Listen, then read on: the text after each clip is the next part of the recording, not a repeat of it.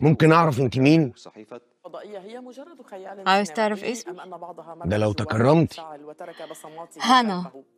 في وثيقة اسمي رفع عنها هنا. السرية من أرشيف وبتقولي وكالة إنك أختي. الاستخبارات المركزية الأمريكية CIA تفاصيل صادمة عن حادثة مزعومة مش مهم دي. تعود إلى حقبة الحرب الباردة.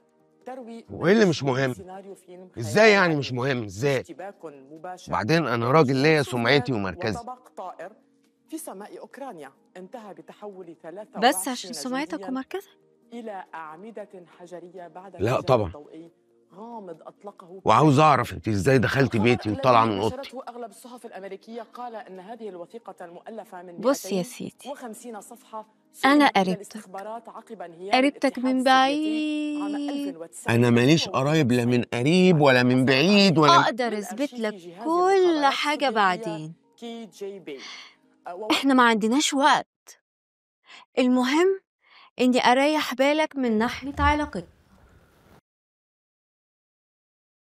بعد وفاة المرحوم بعتولي عشان أحضر توزيع الميراث، وحضرت توزيع الميراث واتنازلت لهم عن نصيبي، واتفقت معاهم نيجي نزورك ونقعد معاك يومين. مرضتش أقول لهم بقى إني قررت أقعد هنا على طول، وإني عرفت عنك كل حاجة من ساعة ما سبت القاهرة.